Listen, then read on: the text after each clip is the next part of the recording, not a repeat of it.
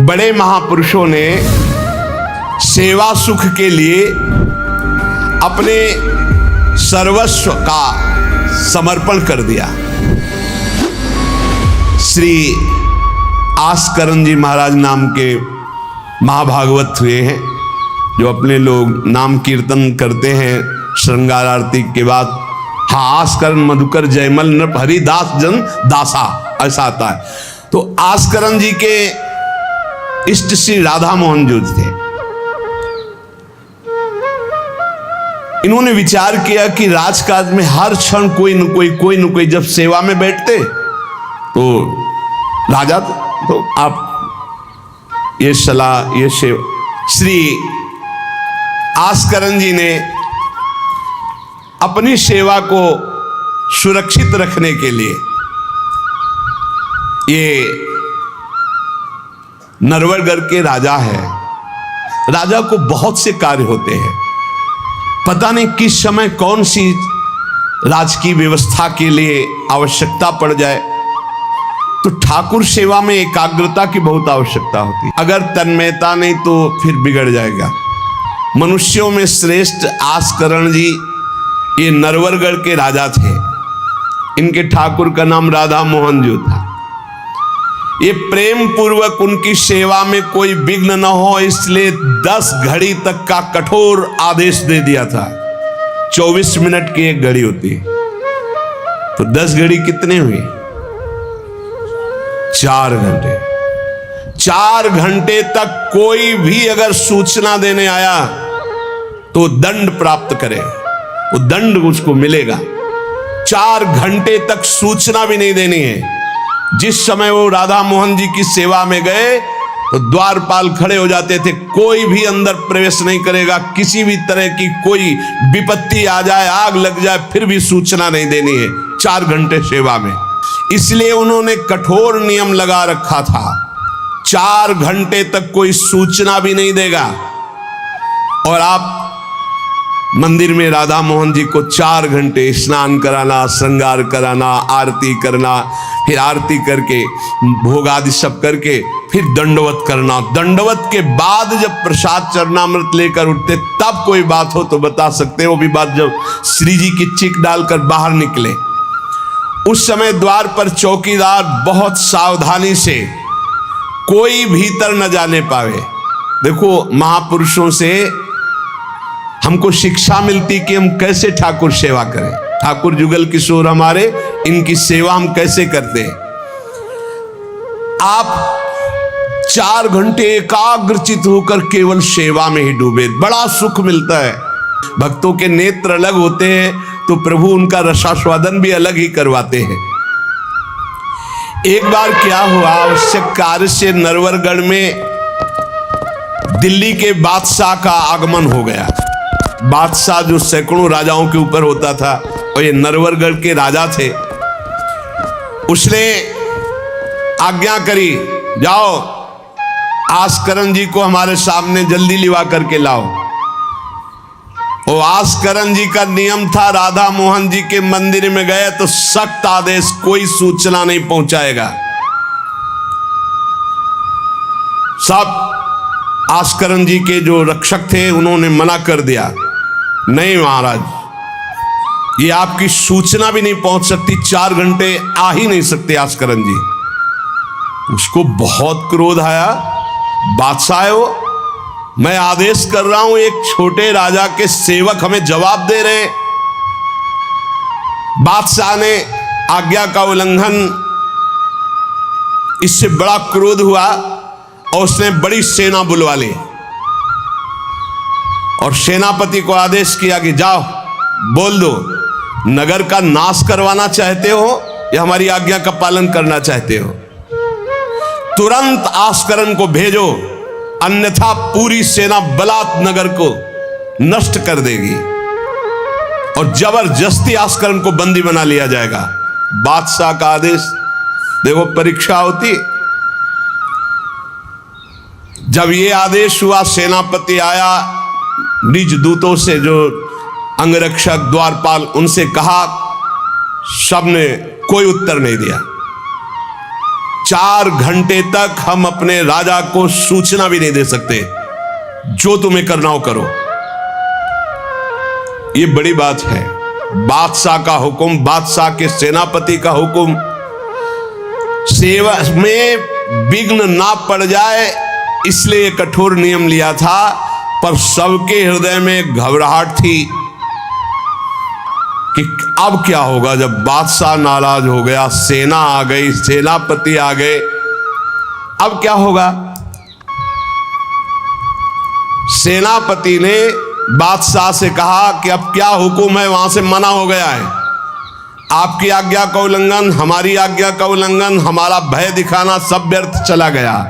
बादशाह ये बड़ा आश्चर्य हुआ कि ये आस्करन जी के पास सूचना ही नहीं पहुंचाई जा रही और हमारे भय का इसके ऊपर कोई असर नहीं। पर आस्करन जी बहुत साधु प्रकृति के हैं, बड़े प्रियजन हैं।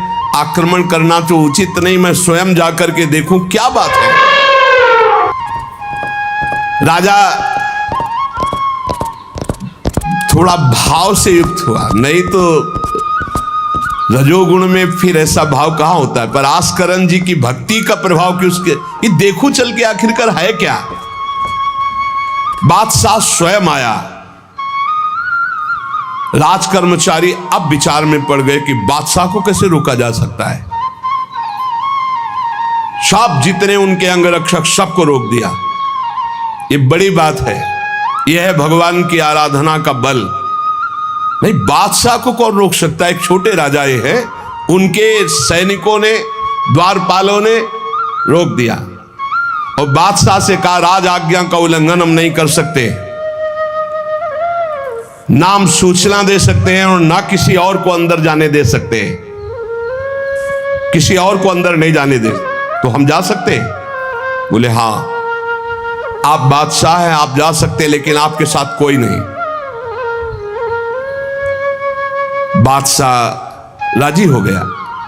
देखे आखिरकार अंदर क्या है।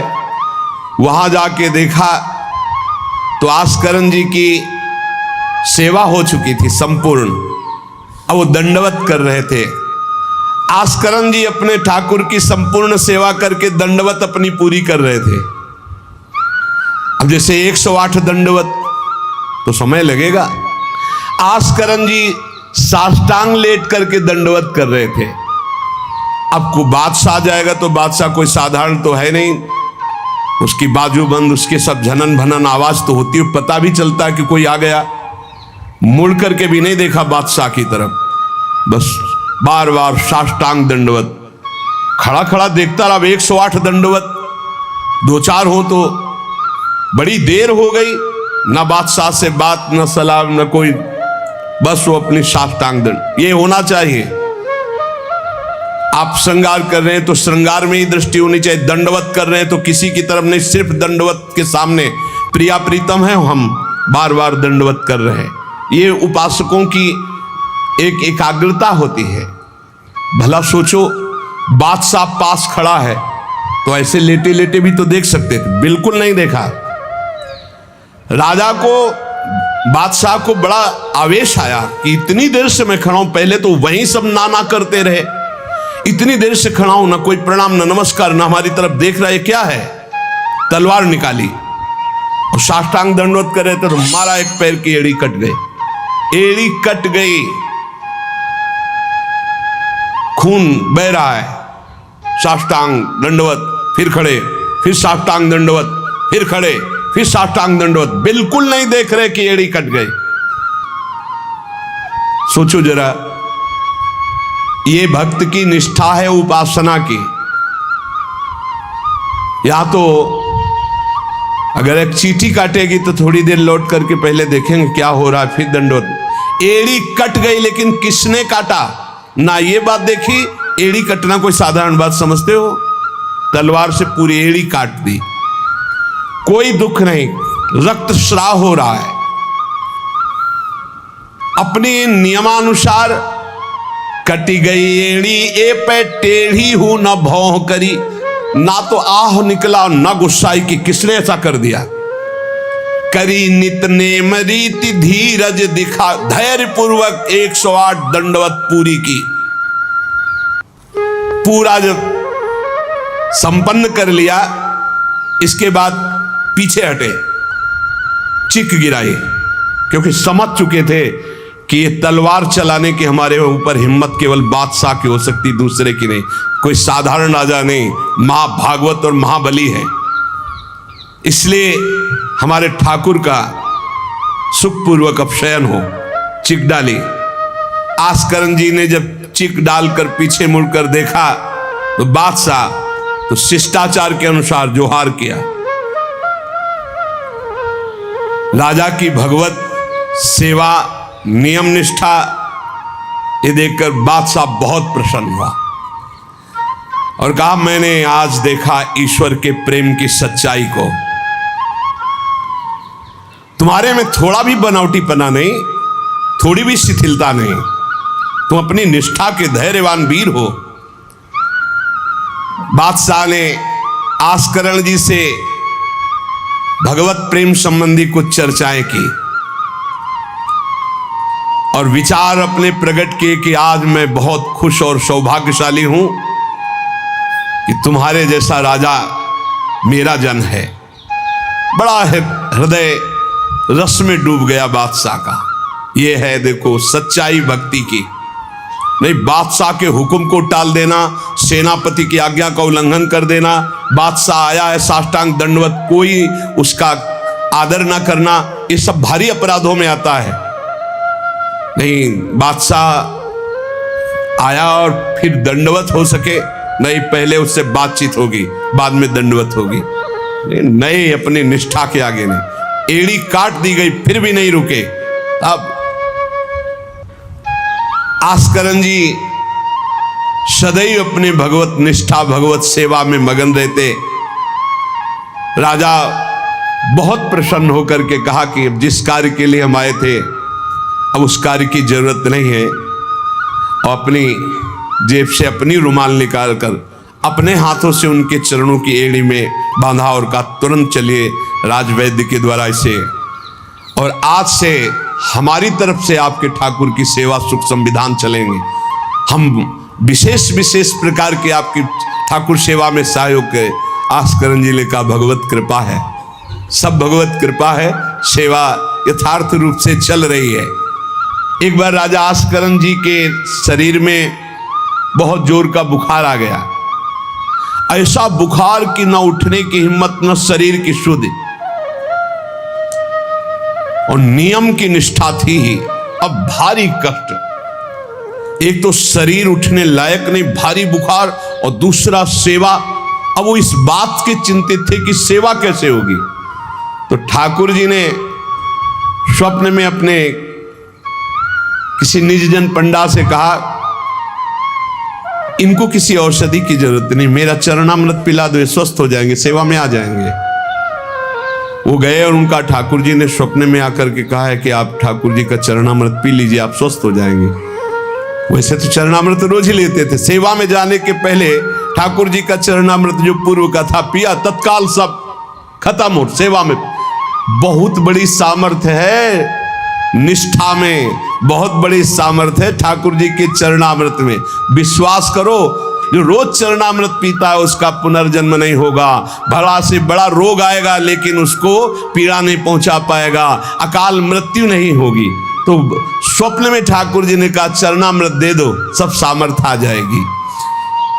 एक बार राजा ने द्वेषवश सेना लेकर, किसी दूसरे राजा ने आपके ऊपर चढ़ाई कर दी, तो आपने व्यर्थ की खून खराबी ना हो, ललकार सुनकर भी आप सेना सहित संग्राम भूमि में ये विचार किया कि युद्ध करने से बहुत लोगों का नाश होता है। इसलिए अपने सब महारथियों को बुलाया और कहा, नाम कीर्तन करो। जहां युद्ध के लिए ललकार हो रही वहां नाम कीर्तन शुरू कर दिया। नाम कीर्तन इतनी जोर का कि आनंद में सब झूम रहे, और उधर एक बादल की ऐसी टुकड़ी आई कि इतने ओले बरसे कि जो विपक्षी सेना थी मैं राजा और विपक्षी सेना सब भाग गए और ये अपनी तरफ कीर्तन ही करते रहे, लड़ना ही नहीं पड़ा। भाव ये है कि जो भगवान में चित्त जोड़ता है, भगवान नाम कीर्तन करता है, भगवत सेवा परायण रहता है, सारे विघ्नों का निवारण स्वयं भगवान करते हैं। एक बड़ा सुंदर प्रसंग श्री जयमल जी का आता है। जयमल जी भी नियमनिष्ठ महापुरुष, ये भगवान श्री श्यामा श्याम के अनन्य उपासक थे। हरिवंश महाप्रभु के निज जनों में इनका भी नाम आता है, जयमल जी का। इनके हृदय में जैसे आस्करण जी की निष्ठा थी, उस वैसी निष्ठा थी सेवा की। इन्होंने भी 10 घड़ी तक किसी भी तरह की कोई सूचना, किसी भी तरह का कोई कार्य हमसे नहीं बताया जाएगा। और इन्होंने तो स्पष्ट आदेश कर दिया। तो वहां तो आदेश था केवल आस्करण जी का, यहां आदेश था जो बताने आएगा उसकी गर्दन उतार लेंगे। यहां तो और कठोर था। जयमल सिंह जी, वैसे इनका पहले निवास मेड़ते में था और ये बड़े अनुरागी प्रिया प्रीतम के, इनको प्रिया प्रीतम की सेवा में थोड़ा भी विघ्न बर्दाश्त नहीं था।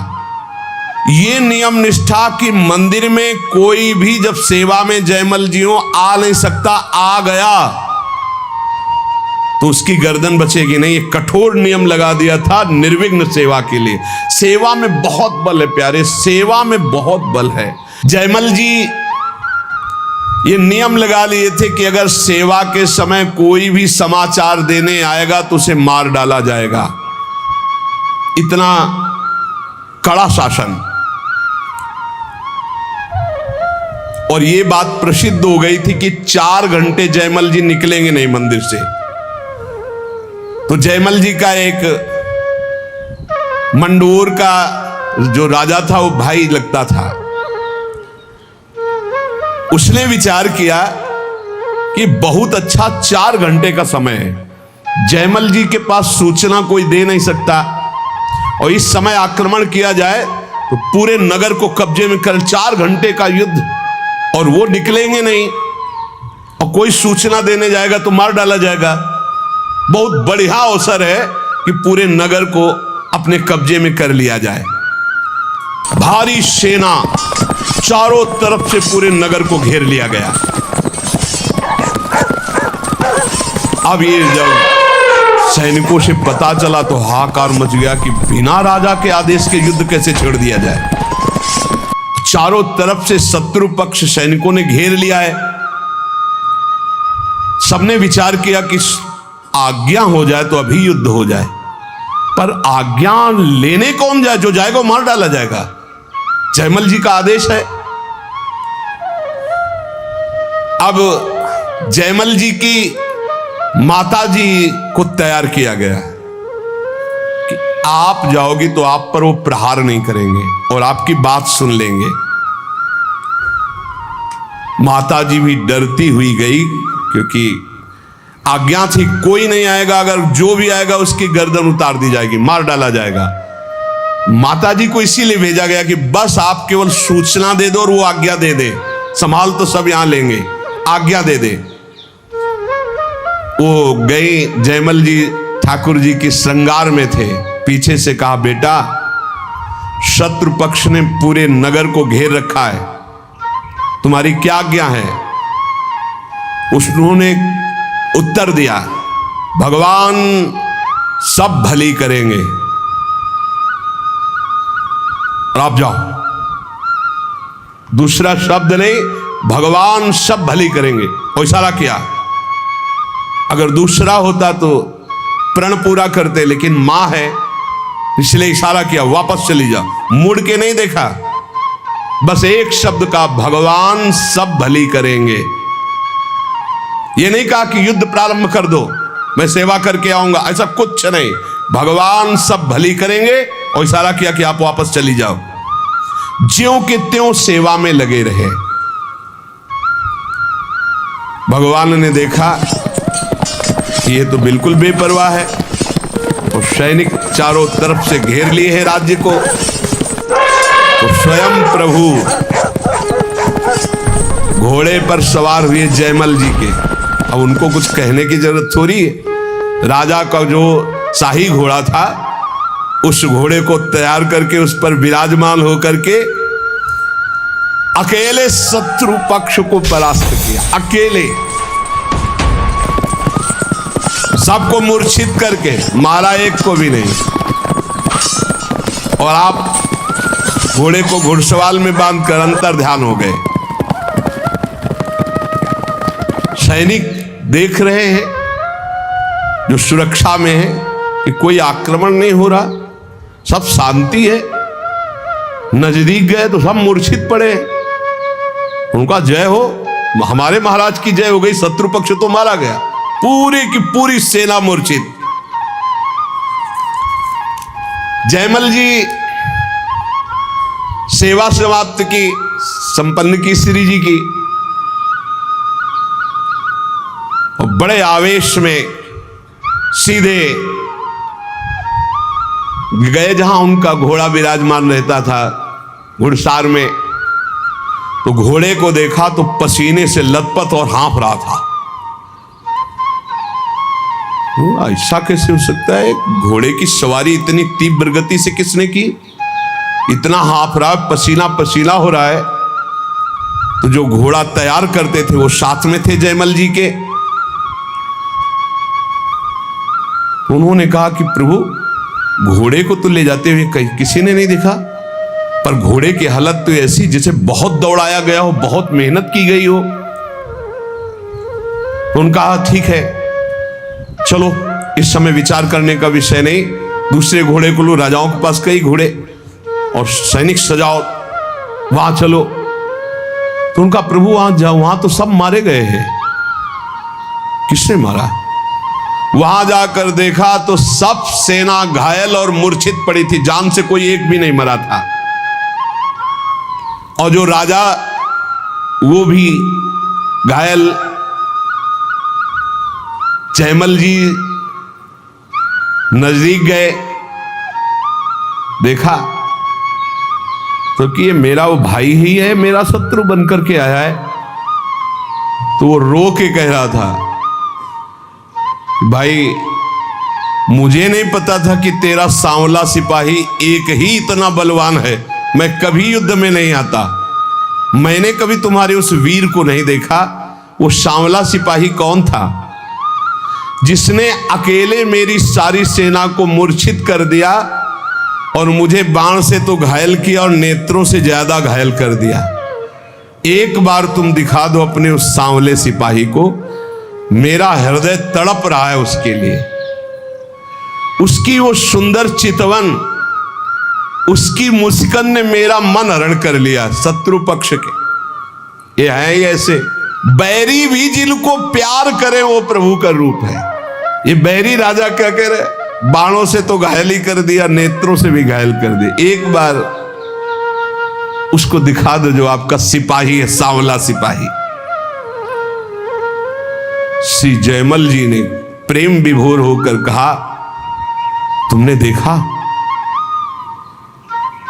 मेरे तो नयन तरस गए, तुम्हें दिखाई दिए, आज तक मैंने नहीं देखा। और जयमल जी के अश्रु चलने लगे। वो समझ गया कि सिपाही कोई और नहीं, जयमल जी जिनकी आराधना करते हुए भगवान श्याम सुंदर है। वो अपने भक्त की रक्षा करने के लिए आए। अहो भाग्य, दुश्मनी का भाव ही सही पर मेरा भाई तो है ना, इस कारण भगवान ने मुझ पर कृपा की कि मुझे दर्शन का सौभाग्य मिला। और जयमल जी के चरणों में प्रणाम किया और कहा, आज के बाद कभी जिंदगी में आपसे वैर का भाव नहीं रखेंगे और आपके उसी सांवल सिपाही के ध्यान में निरंतर हम मगन रहेंगे। नित्य भगवान की सेवा करने की प्रतिज्ञा जयमल जी के शत्रु के मन में भी भक्ति प्रकाशित कर दी। यह है प्रचार। जब अंदर होता है प्रसार तो सबके हृदय में होता है प्रचार। और जब अंदर प्रसार नहीं तो बाहर प्रचार लाख करते रहो, कुछ नहीं होता। बुरा करने भक्त का आए थे तो भगवान ने उनका मंगल कर दिया। क्यों कर दिया? किसी भी तरह से भक्त का संबंध तो है, भक्त का भाई तो है ना, मंगल हो जाता है। इसीलिए कहा जाता है वो कुल, वो परिवार धन्य है। भले ही किसी भाव से सही, भगवान से जुड़े हुए भक्त के संबंध में यदि आता है उसका परम मंगल हो जाता है। जयमल जी ने लौट करके गए और अपने घोड़े को दंडवत किया कि ये भाई, ठाकुर जी की सेवा तो हम प्रगट में करते ही है, लेकिन तेरे सौभाग्य का वर्णन क्या करें। मेरे ठाकुर जी तेरे पर सवार हुए, घोड़े की 4 परिक्रमा की, आरती उतारी, दंडवत की और बार बार हाथ से स्पर्श करके पुलकित हो रहे हैं। ऐसे ही हैं हमारे ठाकुर जी। इसीलिए दास दासोहम में बड़ी सामर्थ्य मानी गई है। सबसे ज्यादा कृपा किस पर होती है? जो भगवान के दासों का दास होता है। घोड़े को साक्षात्कार हो गया भगवान का, बैरी भाई को साक्षात्कार हो गया, और जयमल जी कह रहे हैं कि मेरे नयन तरस रहे हैं। तो क्या वास्तविक जयमल जी के नेत्र तरस रहे? नहीं, जिनके संबंध से बरस रहे उनके नेत्र कैसे तरस सकते हैं? पर ये हैं ही इतने प्यारे कि तन मन के बिछुरे नहीं, पर चाह बढ़े दिन रैन, कबो संजोग न मानहि, देख भरी भरी नैन।